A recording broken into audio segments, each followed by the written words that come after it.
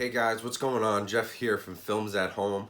It's been a while since I actually did a 4K movie review, and I got a pretty exciting title in the mail today that I'm excited to check out on both the projector and on my 4K TV because I think it'll be a really good comparison point given the bright colors and a lot of action that goes on in this movie. It is the Lego Movie 2, the second part. So we're going to check this out in 4K. I'll show you some video of how it looks on the projector. I'll give you more demo footage. I know everyone's asking for demo footage of the projector. You've all sort of seen demo footage of the TV, so I will play that as I'm talking about the video. That will be part of it. And but I'm just going to cover, video quality, audio quality, talk about some special features, talk about the packaging, the usual stuff. Getting back into the swing of these 4K reviews. And hopefully, please excuse my voice because I am a little bit sick today, but I wanted to get this out and get back on the 4K review train. I'm also going to be doing reviews of my projector screen and a full review of the Epson 5050 UB projector, which will take me some time. I need to try a few different things with it and really calibrate it before I can give an accurate review. So those will be coming, but for now, let's jump back into 4K reviews and talk about the Lego Movie 2. So first off, I just want to talk about the movie and what I thought of it, and then talk about the packaging and some of the special features. We'll get that out of the way first, and then we'll dive into video and audio. So the movie itself, it doesn't have the same magic that the first Lego Movie has. Like, that movie is really, really good. It did really well in theaters, and this one just didn't have the same level of hype, but it still has a great voice cast, and it's still a very entertaining movie. I just feel like maybe it didn't connect as much with the adult in me as the first Lego Movie did. So, a little disappointing there. This movie's still really fun to watch, though. It's very entertaining. It has great animation, which is something that does carry over from the first Lego Movie. The animation that they use is highly advanced because you're talking about not only do you have to animate the characters and animate like a car, animate a building, but each one of those is built out of individual pieces, which if a rock hits a wall, then pieces of the wall fall apart, and you have to animate all that. It's like this living, breathing animation style, which is much different. So that's still incredible to watch. I think it's a classic case of a sequel that just doesn't live up to the original, and that's okay. But it's still a pretty fun movie, and if you've got kids, it's a great family movie.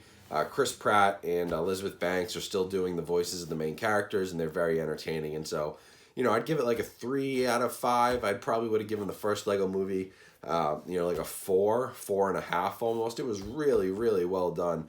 This one's like a 3.5. Now, packaging, you got the regular slipcover here. You got the same artwork on the front and the back. I'll remove this digital copy, which does come with it. And then it just has some disc art here. Kind of a cool Blu-ray disc compared to the 4K, the purple color, just a black 4K disc. Also comes with some cool special features. There is the Everything is Awesome sing-along. There's also this free ticket to Legoland. So if you've been thinking about going to Legoland, that's pretty cool if they include that. There's also deleted scenes. There's some talk about how they actually put together the second movie. And then there's some music videos and things like that. So pretty basic special features and packaging. But it is pretty cool that they included this free kids ticket. I mean, a kids ticket to Legoland is like $90. So you get a free ticket if you buy an adult ticket. And that's a cool little promo that they ran, tied in with Lego, and Paramount did that. So that's, Warner Brothers did that. So that's really, really cool. That's a nice little addition. Something you don't always see, especially in physical media today. But that's really cool if you have a family who's at all interested in Lego.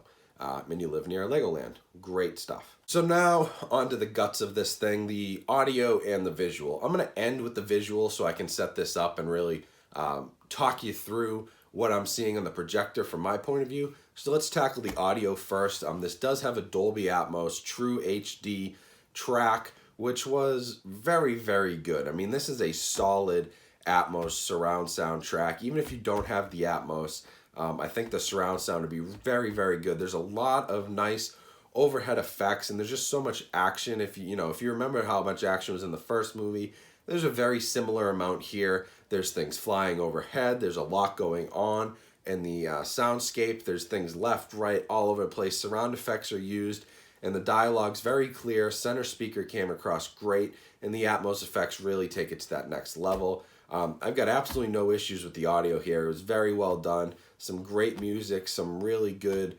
action scenes that'll, they're almost reference quality, I'd say, surround sound sequences. So it's very, very solid from an audio perspective. So now let's dive into the video, and I'll give you a quick little demo of how it looks on my projector. So what I'm playing here now, this is my projector. It is using HDR10, and it is in the dark room. So part of the artifacts you're gonna see here is just because my camera is trying to film in a very dark room. But the picture looks great. As you can see, the colors are vibrant. The blues and pinks are really popping off of the screen. And the 4K resolution, of course, looks very good, even with the pixel shifting that I do have on the projector. You'll notice that it is in a widescreen format, so I do have black bars at the top and the bottom of my projector screen. I actually could adjust that. I could just bring the screen up to fit that aspect ratio, but for the purpose of this demo, I didn't bother. But it is a really great picture. Even here, looking through, my camera, which is trying to translate the image over to you, you can see how clear and how bright this is. And trust me, it looks even better in person. And this is a really cool scene because it does have a lot of bright blue colors mixed in with some of the lighter skin tones of the yellow and a lot of whites. And so this is a great demo scene, I thought. And then I'm going to jump into another one really quickly. So here's another really nice demo scene, and that's mostly because of the color, the brightness levels, but then also kind of mixed with these darker black areas, as you can see. So the projector's getting some real work here, and the disc had a lot to live up to, but I think the HDR is really where this shines. The resolution, I can sort of tell the difference between my, native 4K TV and the projector. But honestly, the biggest selling point here just isn't the resolution. For this movie, it's definitely the HDR. It's definitely the brighter color schemes. And obviously there's some calibrating I have to do with the projector. But while I'm talking about the video, I thought it would be cool to show off some more demos from this projector and on the Elite screens, Cinegray 5D tension tab screen that I have. So really great coloring on the projector all around.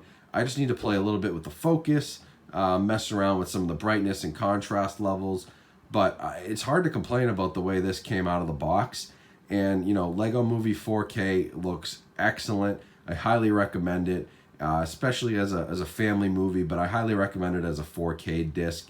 The visual and audio quality on this disc are definitely the biggest selling points. It's not the best movie. It's not as good as the first one, so if you're looking for that same magic, you're not going to get it, but it's still a very solid movie. It's fun to watch, and like I said, it has an absolutely great 4K presentation.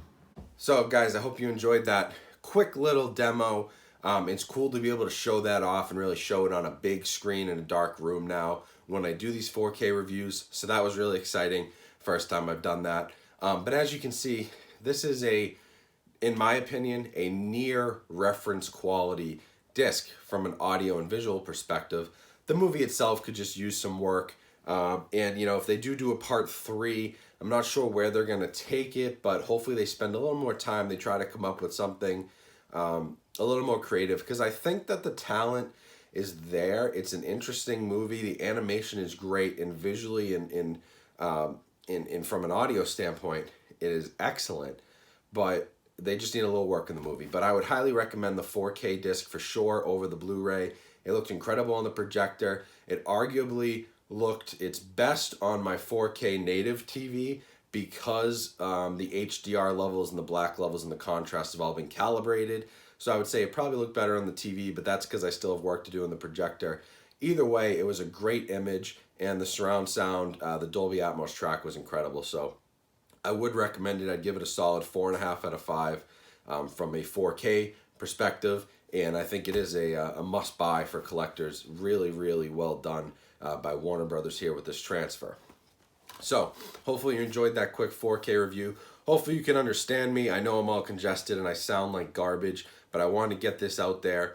And then, you know, basic things here, guys. I'd love if you could subscribe to the channel, like this video, keep sharing it. The response to my new projector and new setup and kind of new videos has been overwhelmingly positive.